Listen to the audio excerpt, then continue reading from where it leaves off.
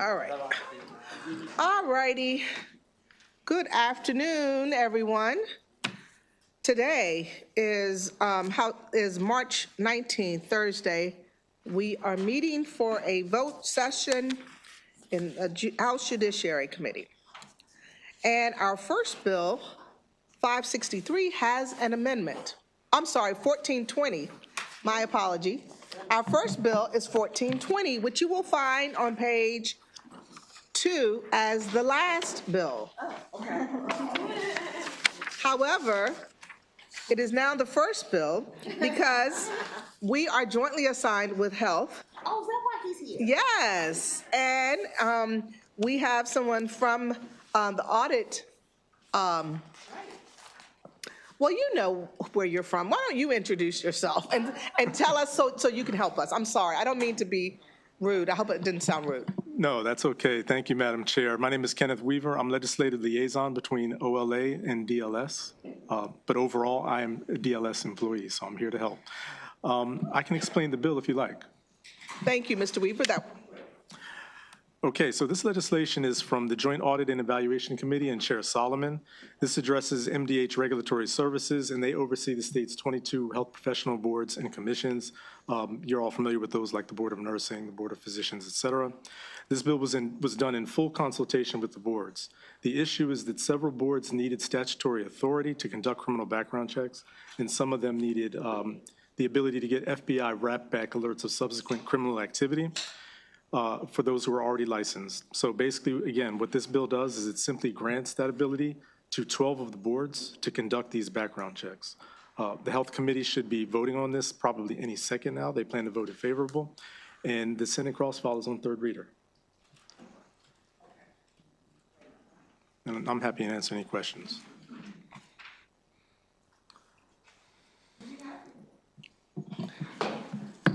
Okay, first, as on the bill, House Bill 1420, is there a motion? Second. Thank you. Are there any questions? Delegate Moon. It looks like the Senate has an amendment on theirs. Oh, yeah. Yeah, so that was sponsors. They added sponsors. They were so happy with the bill that everybody wanted to sponsor it. Got it. Thank you. Yeah. Does anyone else have any questions? All right. Seeing none, would you take the roll, please? House Bill 1420, Joint Audit and Evaluation Committee, Health, Occupations, Criminal History, Records Check. The Vice Chair. Yes. The Vice Chair votes aye. Delegate Valentine. Delegate Valentine votes aye. Delegate Embry. Delegate Embry votes aye. Delegate Cardin. Delegate Cardin votes aye. Delegate Phillips. Yes. Delegate Phillips votes aye. Delegate Congolo. Delegate Congolo votes aye. Delegate Sinet. Yes. Delegate Sinet votes aye. Delegate Simmons. Yes. Delegate Simmons votes aye. Boucher is absent. Delegate McComas. Yes. Delegate McComas votes aye. Delegate Moreno. Yes. Delegate Moreno votes aye. Delegate Archon. Yes. Delegate Archon votes aye. Delegate Taylor. Yes. Delegate Taylor votes aye. Delegate Simpson. Yes. Delegate Simpson votes aye. Delegate Mangione. Delegate Mangione votes aye. Delegate Moon. Yes. Delegate Moon votes aye. Delegate Conaway. Yes. Delegate Conaway votes aye. Delegate Woods. Yes. Delegate Woods votes aye. Delegate Williams is excused. The tally is 17-0011. The motion carries. Thank you. Thank you, Mr. Weaver. Good to see you. Come back to Judiciary anytime. No questions? I know. We're always this way. This is how we always are. Okay, so now we're going to begin with the beginning in mind. House Bill 563 is amended. Is there a motion on the amendment? Second. Thank you. So, House Bill 563 has been amended. Has that been circulated digitally? All righty, so you can find the amendment in your files, and in the meantime, I'm going to ask Lauren to please describe the amendment. The amendment alters the definition of emergency response animal, adds a definition of law enforcement unit, restores a reference to self-defense, and adds an affirmative defense.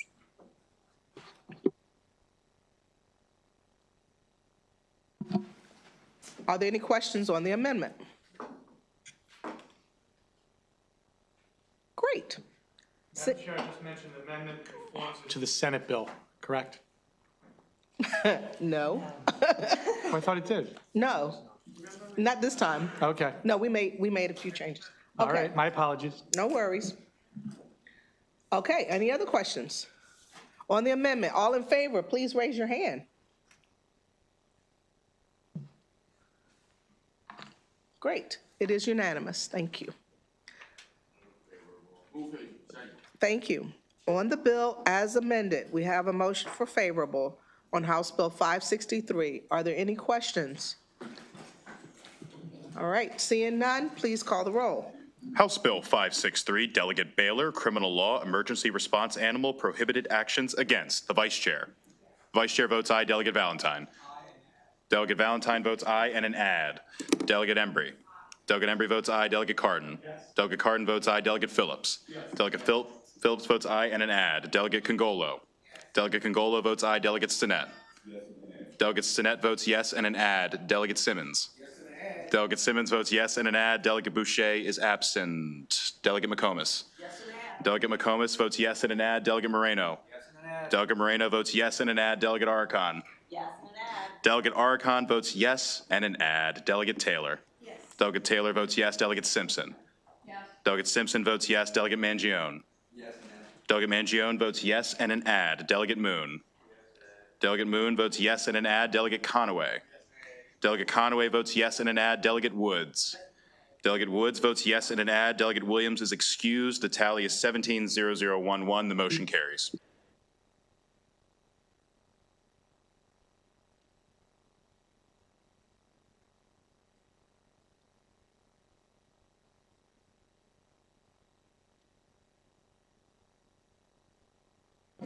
Okay, so on to our next bipartisan bill, House Bill 596. Delegate Congolo. No.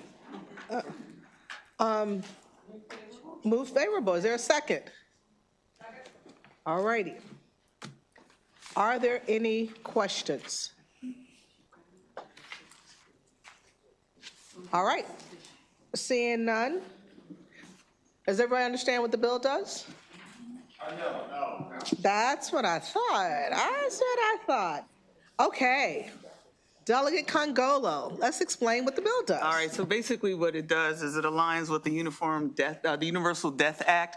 So basically, if two people die within a 120-hour window, they'll be treated as a simultaneous death. So that'll be one death, one probate process, versus how the law stands today is that if they were to die a minute apart, that they would be two separate probate processes. So it streamlines it for families. It makes it easier on our judges or the orphans court people that handle probates. So that's it.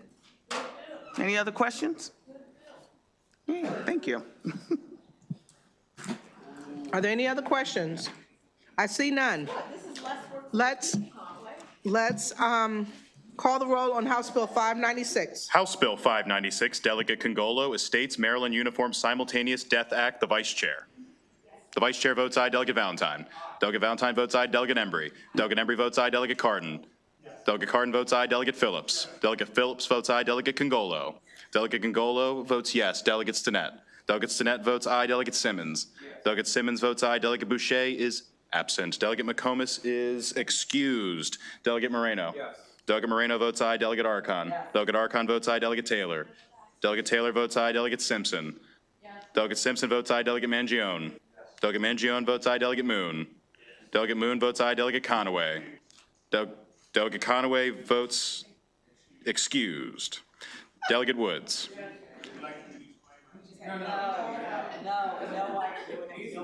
No. Delegate Woods, I'm sorry, I didn't hear your vote. Delegate Woods votes aye. Delegate Williams. Yes. Delegate Williams votes aye. The tally is 16-0021. The motion carries. Thank you. On House Bill 765, Delegate Griffith. Is there a second? Let's find out if there's an amendment. Nope. No amendment. Okay, is there a motion on the amendment? Move the amendment. All righty. Let me find the amendment. Are there any questions regarding the amendment?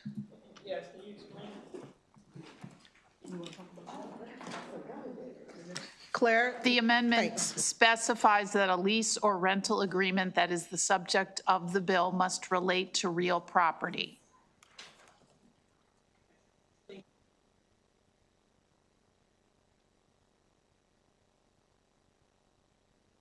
Are there any other questions?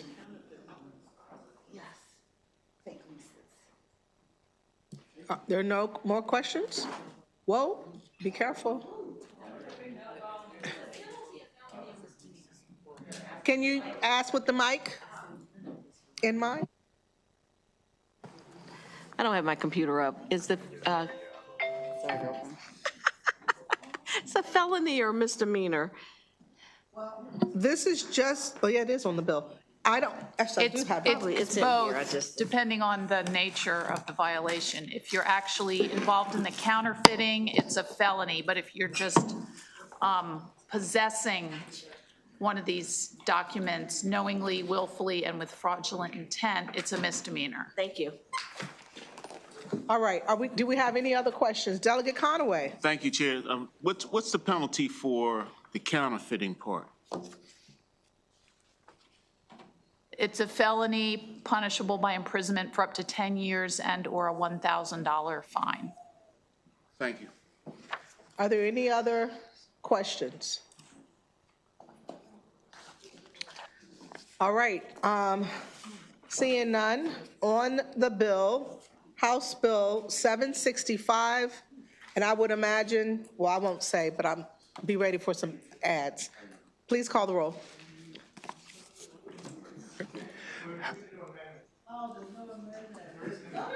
There is an amendment. We have to adopt it.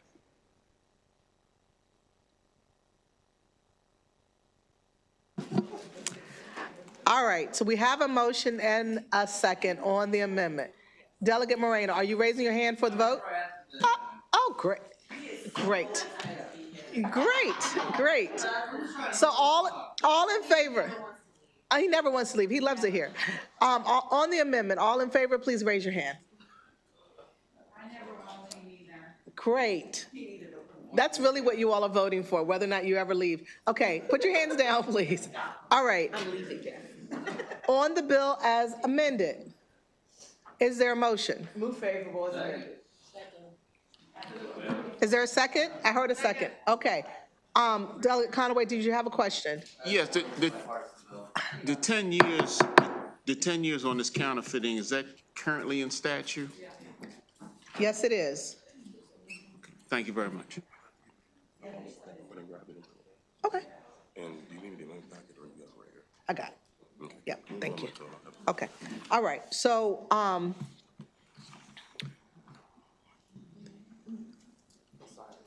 sorry for a second, give me a second. Do we have any other questions on House Bill 765? Seeing none, please call the roll. House Bill 765, Delegate Griffith, criminal law, counterfeiting, and possession of counterfeit lease, penalty. The Vice Chair. The Vice Chair votes aye. Delegate Valentine. Delegate Valentine votes aye, and an add. Delegate Embry. Delegate Embry votes aye. Delegate Cardin. Delegate Cardin votes aye, and an add. Delegate Phillips. Yes, I'm already on. Delegate Phillips votes aye, and he's already on the bill. Delegate Congolo. Delegate Congolo votes yes and an add. Delegate Stinnett. Delegate Stinnett votes yes and an add. Delegate Simmons. Delegate Simmons votes yes and an add. Delegate Boucher is absent. Delegate McComas is excused. Delegate Moreno. Delegate Moreno votes yes and an add. Delegate Arcon. Delegate Arcon votes yes and an add. Delegate Taylor. Delegate Taylor votes yes and an add. Delegate Simpson. Yes, and a Taylor. Delegate Simpson votes yes and an add. Delegate Mangione. Delegate Mangione votes yes and an add. Delegate Moon. Delegate Moon votes yes. Delegate Conaway. Delegate Conaway votes yes. Delegate Woods. Delegate Woods votes yes and an add. Delegate Williams. Delegate Williams votes yes. The tally is 17-0011. The motion carries.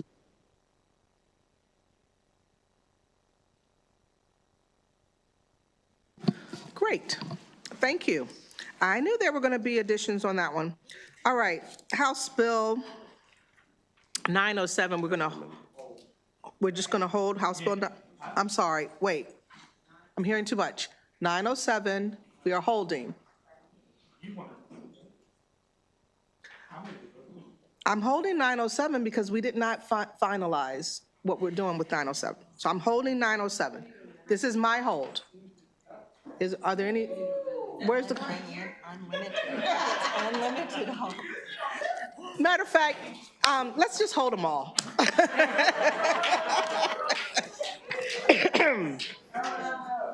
Okay, all right, now we're gonna move on to House Bill 1520. Delegate Tomlinson. It has amendment. That's a hold as well. Yep, it is. It's on the prayer list. It's almost ready. Okay, House Bill 172, Delegate Schindler. Second. Thank you. So it has been moved and second on Delegate Schindler. I do not have amendments, I believe. Are there any questions as to the bill, what it does? Oh, I have a hand, Delegate Archon. I can't remember, did MML come in on this bill, and if they did, were they okay with it? Okay, they're favorable, so they're not worried about the financial impact of. They don't That's have right, it's to just do it. enabling. Yep. Yeah, okay, all right, wonderful, thank you. All righty. We're going to move on to, I'm sorry. We're going to call the roll, please, unless there's any other questions. All righty. Please call the roll for House Bill 172. House Bill 172, Delegate Schindler, Municipalities Enforcement Officers, Body-worn Cameras, the Vice Chair. Vice Chair votes aye, Delegate Valentine. Delegate Valentine votes aye, Delegate Embry. Delegate Embry votes aye, Delegate Cardin. Delegate Cardin votes aye, Delegate Phillips. Delegate Phillips votes aye, Delegate Congolo. Delegate Congolo votes aye, Delegate Stinnett. Delegate Stinnett votes aye, Delegate Simmons. Delegate Simmons votes aye, and absent is Boucher. Delegate McComas is excused. Delegate Moreno. Yes. Delegate Moreno votes aye, Delegate Archon. Yes. Delegate Archon votes aye, Delegate Taylor. Yes. Delegate Taylor votes aye, Delegate Simpson. Yes. Delegate Simpson votes aye, Delegate Mangione. Delegate Mangione votes aye, Delegate Moon. Delegate Moon votes aye, Delegate Conaway. Delegate Conaway votes aye, Delegate Woods. Yes. Delegate Woods votes aye, Delegate Williams. Yes. Delegate Williams votes aye. The tally is 17-0011. The motion carries. Thank you. All right, we're going to move on to House Bill 11. Thank you. Is there, thank you. All right. We're catching on. We're catching on. Are there any questions? All right. What does the bill do? This is, the bill actually, Delegate Simmons, would you like to explain what the bill does? So this is a local bill with the Anne Arundel County Sheriff's Department. It allows for an additional staff to the Anne Arundel County Sheriff's Department of major positions at a supervisory level. It allows them to add this. This is supported through the county exec's office as well as the county council at this time. Okay.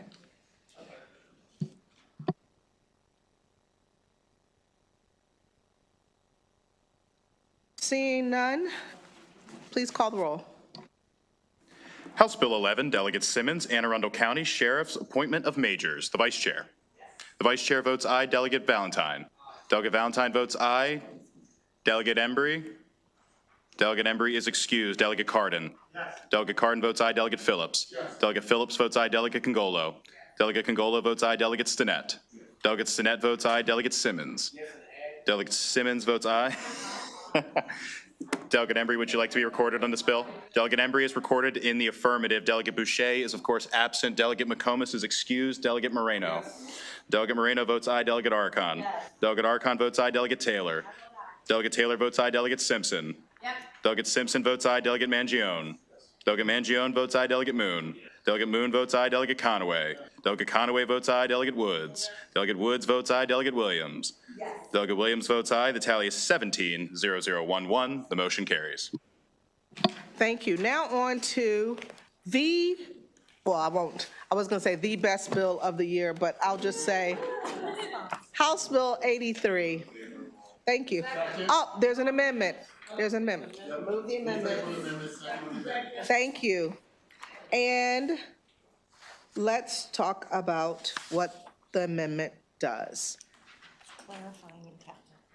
It's clarifying and technical. Makes technical changes and clarifying changes. I don't see Delegate Ericon's light on. But I don't see it. It's as red as my voting history. Okay. It's as red as my voting history. It might be on, I just don't see it. Okay, Delegate Ericon. You gotta, yeah. What are we screaming at? Okay. I know I've talked to some folks about this bill. I have some real serious reservations about how this could be potentially used, so I'm hoping I can just get some clarity from council on it. Who is going to be eligible for remedy here? Does it expand who's eligible for it? And just walk me through what the process looks like, if you can. She asked for counsel. Oh, sorry. The biggest, I mean, the main. They'll get it. The biggest change is that currently, as you probably know, the court can order the surrender. It's a may. The court can order the surrender of firearms at the temporary protective order stage. But this is changing that to mandatory. Oh, and in addition, at the temporary stage currently, there are some conditions. If you look at page 5, there are a list of conditions for the surrender. It includes that the abuse consisted of the use of the firearm by the respondent against a person eligible for relief, a threat to use a firearm, serious bodily harm to a person eligible for relief, or a threat by the respondent to cause serious bodily harm to a person eligible for relief. So I guess the biggest change would be the mandatory nature of the surrender without condition, without those conditions that are listed. And then it does change also, I mean, it's obviously changes the procedures later on in the bill, but that's I guess, the biggest policy change. Okay, and can you give me the list of who are people who would be eligible for relief? Yes, and I was going to refer to the,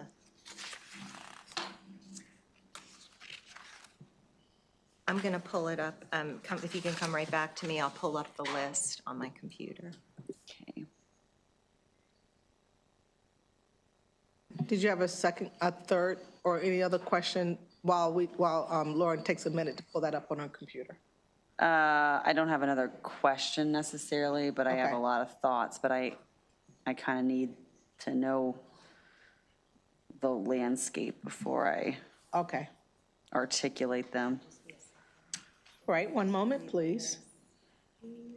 We're on legislative time anyways, people are used to it by now. It's March. Okay, person eligible for relief includes the current or former spouse of the respondent, a cohabitant of the respondent, a person related to the respondent by blood, marriage, or adoption, a parent, a step-parent, child, or stepchild of the respondent, or the person eligible for relief who resides or resided with the respondent, or person eligible for relief for at least 90 days within 1 year before the filing of the petition, a vulnerable adult, an individual who has a child in common with the respondent, an individual who has had a sexual relationship with the respondent within 1 year before the filing of the petition, and an individual who alleges that the respondent committed within 6 months before the filing of the petition any of the following acts against the individual. And it's a list of statutes in the criminal law article relating to rape or sexual offense or attempted rape or sexual offense in any degree. And when did those have to have occurred, in the last year? Or at No. any time in previous, and do they have to be There's criminal no time, complaints? the only time limit is in I'm sorry, there is a time limit for the last part I read, within 6 months before the filing of the petition. A criminal But for the- complaint? Yes. Okay, so it can't just be. No, alleging that the respondent committed one of these actions that occurred within 6 months before the filing. So the person can allege that without any charges being filed against the person?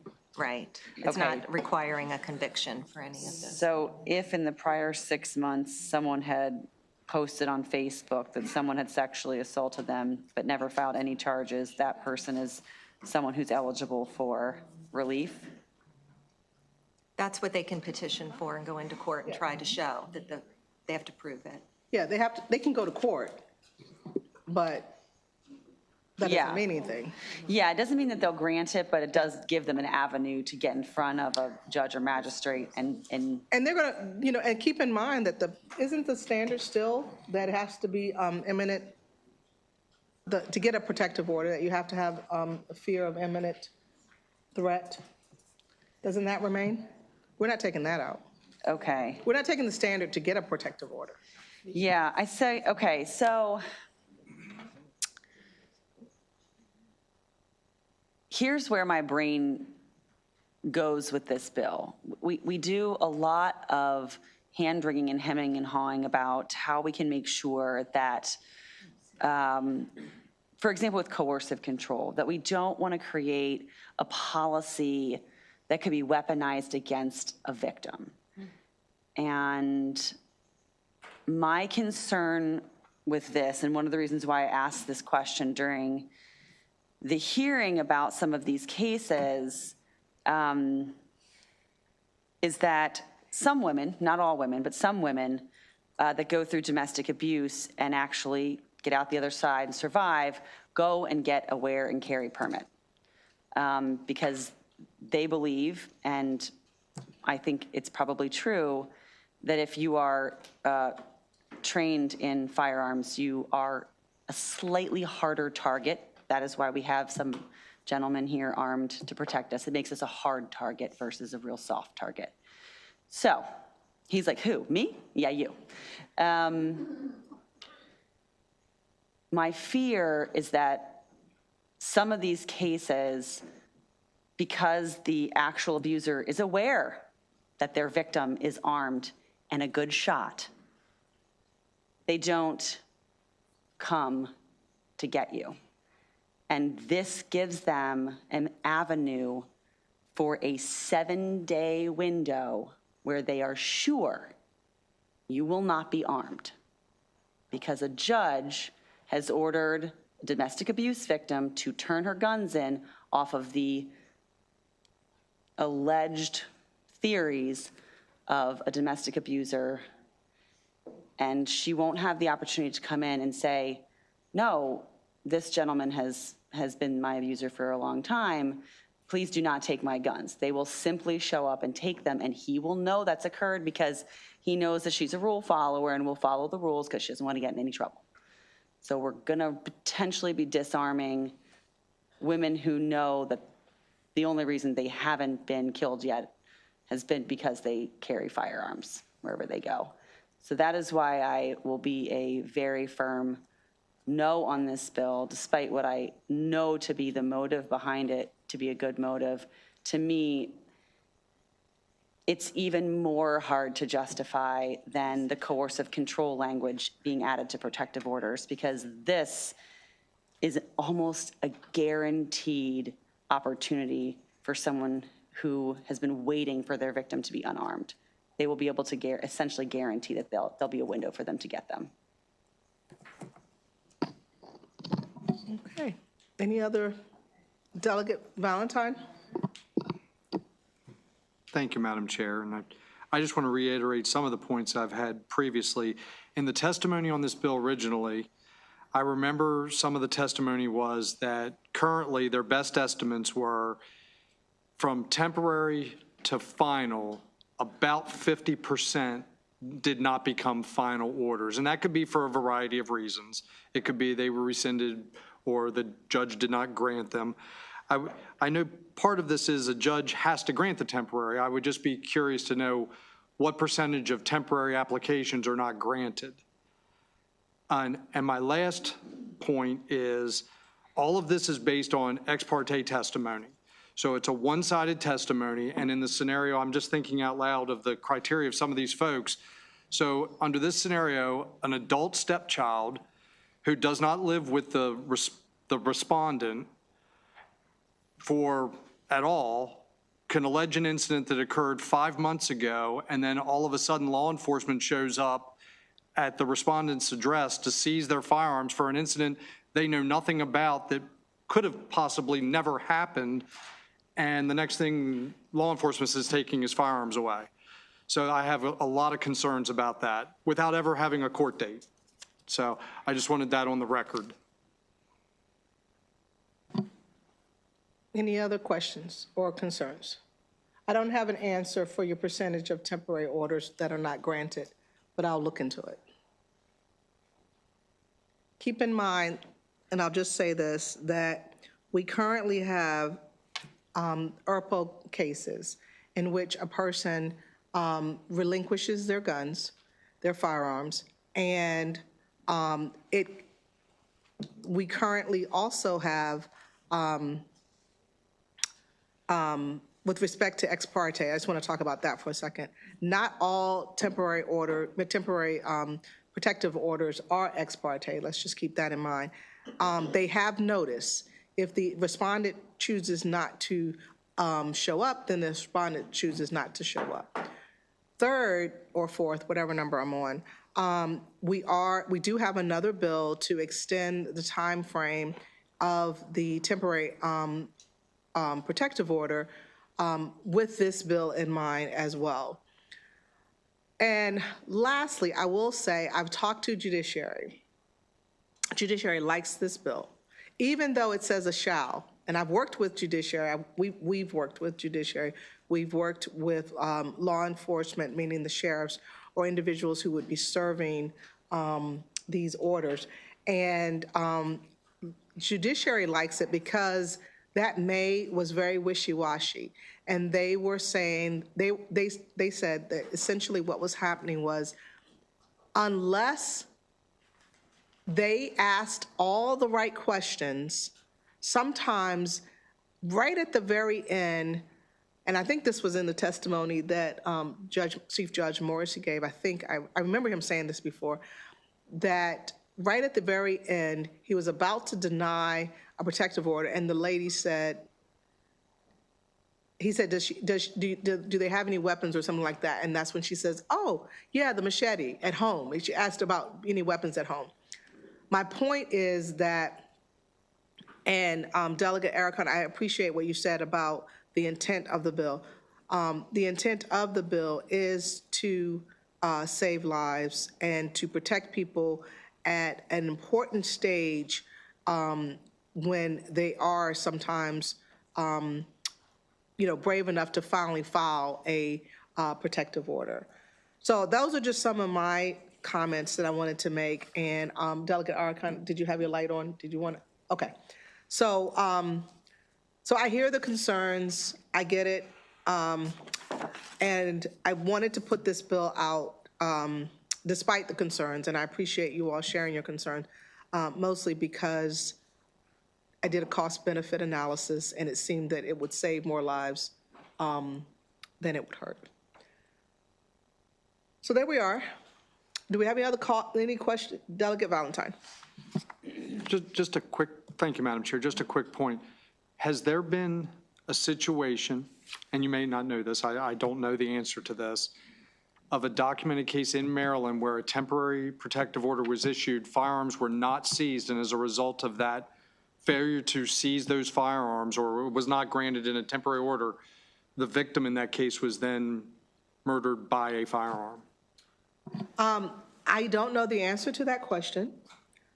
I do know for a fact there have been situations where firearms have not been relinquished and there were deaths. Not only was there one death, there was a triple shooting. There were 2 deaths that resulted. There were 3 deaths that resulted from this. This was right across the street from my house. And there was a temporary, there was a final protective order crosswise, okay? And one of the individuals came and shot up the family and injured. So it was 3 people who were shot and a child. 3 people died, the child was injured. So I have that circumstance. That was not a temporary, that was actually a final. She received a final, he received nothing. So the way, it was a crosswise, but she was not able to get the temporary or get the final protective order. She was denied the final, right? I think she got an interim, but she was denied the final. I think that's what happened. He received the final. He's the one who came and shot up the family. He was the respondent or the petitioner in the final? He was both. When the final, he was the petitioner. He was the petitioner. He was the petitioner. So the woman's temporary or interim, I can't remember which one it was not granted. Okay? They both filed. Hers was not granted. His was granted. So no guns were removed. Okay. That I know of. Well, I guess it would have been on the final for him. But my point is that he was the one who came and shot up the family.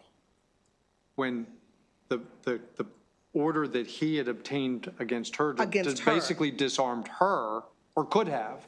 Well, I don't know if it's disarmed her or not, because I don't know if she had any guns. What I'm saying is, your question was, were there any cases in which a temporary order existed and somebody died? And I think you said in the middle of, and the guns were relinquished? I was trying to find a scenario where, because the judges can order them now in a temporary, they have that ability, but I was trying to see if there was any documented case that we are aware of where a judge elected not to seize the firearms in a temporary, and someone was killed as a result of that failure to order the seizure of those firearms. And I do not have a specific case to fit that scenario. The best case I have is what happened right across the street from my house, and that was where one party did not get the order.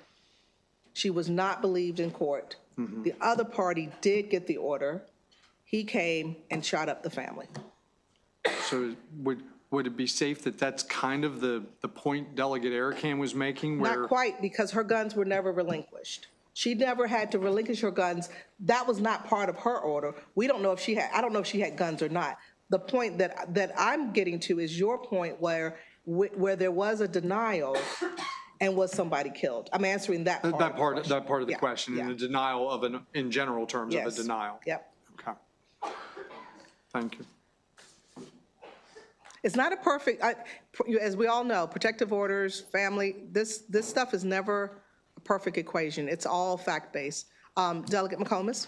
I would just say, when I have ever had issues with protective orders, I tell the client, if it seems like it's kind of high conflict, just get away. Just, go ahead, get your order, but disappear. Because you just never know, and what is in somebody's heart and how upset they get. And I think that the testimony we had on coercive control with the family that the father killed the judge, he probably would have come back and killed the family too if he hadn't killed himself. And I think that you just, the problem is a piece of paper isn't going to stop somebody if they really want to hurt you. And I know that we had this lady, this was years ago, here, who's there was protective orders and everything, and the guy went and threw acid on her arm when she was at oh God, I can't remember the name, the place down in Baltimore. She was in a shop. She worked in a shop, and the guy threw the acid on it, and she came in and showed that her whole half arm was practically gone. And I mean, they're just bad hombres, and so that's why I would always tell my folks, hey, just kind of disappear. And don't stay where you are for a while until the things calm down, because people get really upset. And, and they can kill you with a rock, a hammer, a knife, a machete, whatever. or strangle you. So I don't know. It's not a perfect system. Unfortunately, no, it's not. The goal here is to try to give them something more than just a piece of paper, but I get it, it's not perfect. Delegate Valentine.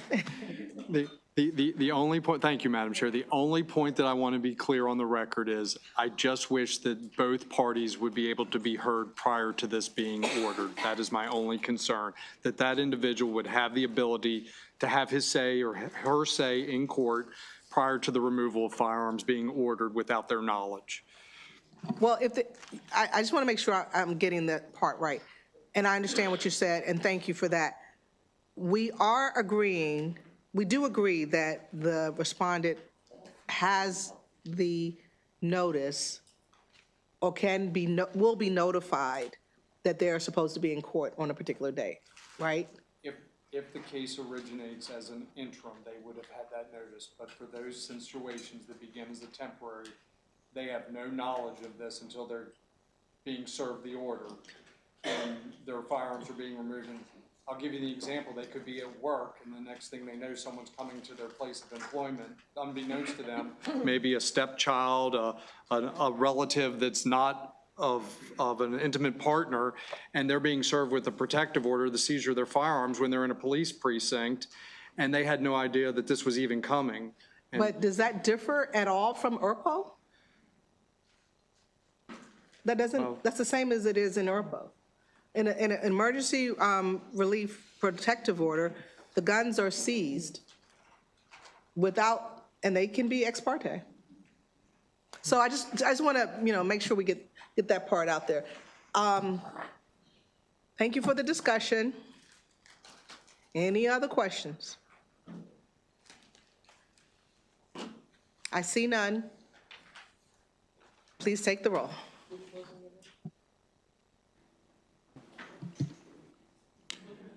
Oh, yes, we have amendments. Were we still on the amendment? Yeah. Okay, well, we were way off the amendment, quite frankly, on that discussion, but that's fine. That's fine. Okay, so any other questions on the amendment? All righty, seeing none. Please, everyone in favor of the amendment, please raise your hand.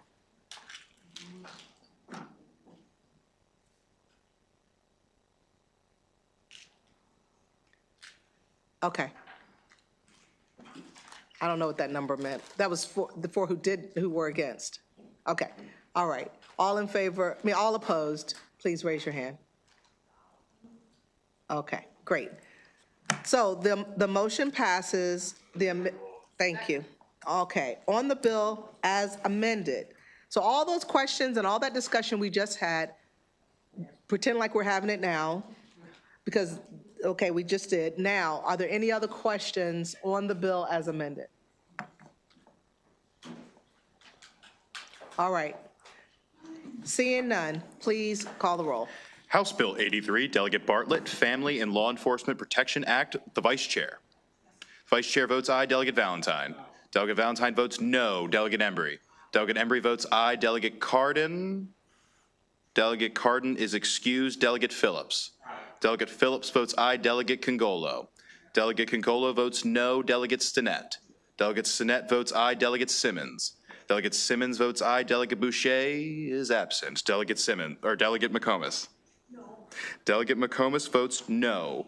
Delegate Moreno. Yes, can I add? Delegate Moreno, you can add, I believe. Yes. Okay, Delegate Embry also would like to be recorded as an add. Simmons would like to add as well. Is there anyone else from the first half of the room that would like to add? Okay. Continuing on with the roll. Delegate Archon. No. Delegate Archon votes no. Delegate Taylor. I vote aye. Delegate Taylor votes aye. Delegate Simpson. Aye and an add. Delegate Simpson and Delegate Taylor both voted aye and added. Delegate Mangione. Delegate Mangione votes no. Delegate Moon. Delegate Moon votes aye and an add. Delegate Conaway. Delegate Conaway votes aye. Delegate Woods. Delegate Woods votes aye and an add. Delegate Williams. Delegate Williams votes yes. The tally is 13-4-0-1-1. The motion carries. Thank you. Thank you, members. Okay, let's go on now to House Bill 1306, Delegate Phillips. There is an amendment. Okay, Delegate Phillips, would you? I'm sorry. Yes. Just one moment, please.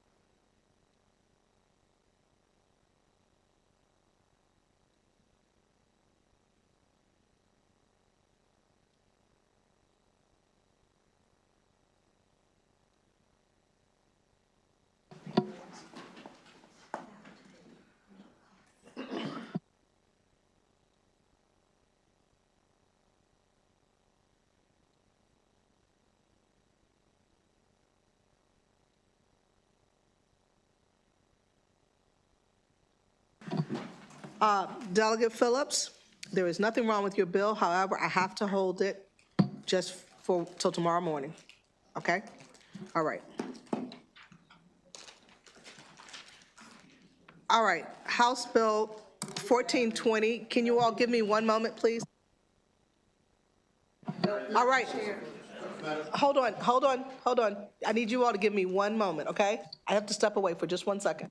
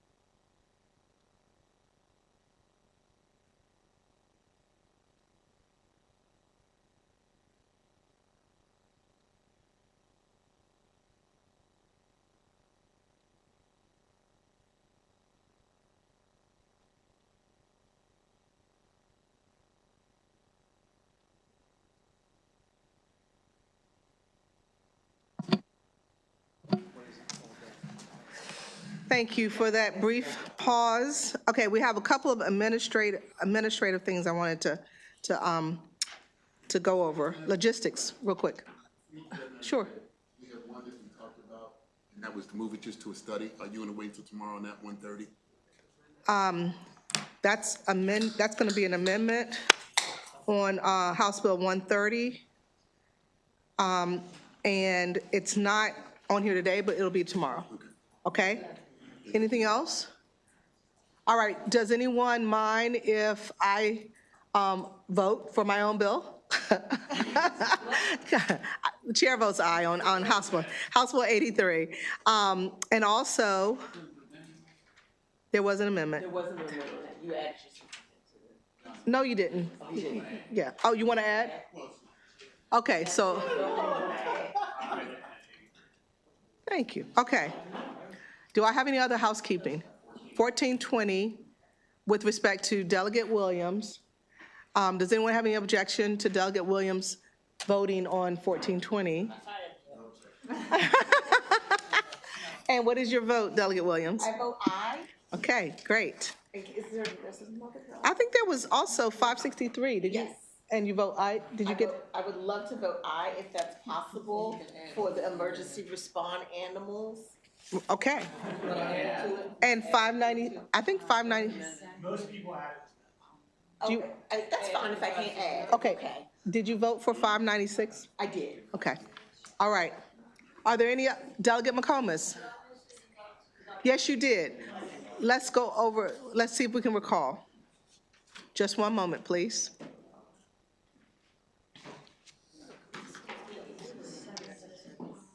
And Delegate Embry, oh, you got yours, you got yours. Okay, so Delegate McComas, does anyone have any objection to Delegate McComas voting with respect to House Bill 172? No.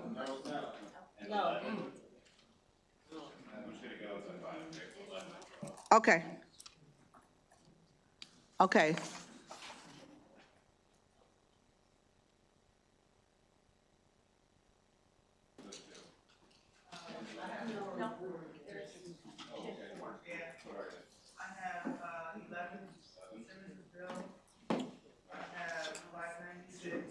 Okay. I have 765. Okay. I have 172. Okay. Delegate McComas, how would you like to be recorded on House Bill 596? Yes. It's questionable sponsor, but yeah. Yes. Delegate McComas will be recorded in the affirmative on House Bill 596. We are looking at House Bill 172. How would you vote, Delegate McComas? Delegate McComas votes in the affirmative on House Bill 172. House Bill 11. House Bill 11. Delegate McComas votes in the affirmative. Delegate Congolo, could you help me with the last bill? 765. Delegate McComas is recorded in the affirmative on House Bill 765. That is it. All right, members, do we have any other housekeeping? All is well. Okay, Delegate Arakan. I just received a request from Delegate. Everyone, can you please listen? Oh, this is very important information. Okay. I just received a request from Delegate Schindler. He'd like me to be the floor leader on his dog bill. I think he might have a lot of questions about it, and he'd like to ask them. Tell him if he wants to indicate floor leaders, he needs to join Judiciary Committee. I suggested that, yeah. This is the committee for him. Yeah. Anyone else have any housekeeping matters? All righty. You all are great and wonderful. Go out and do great and wonderful things. We are adjourned.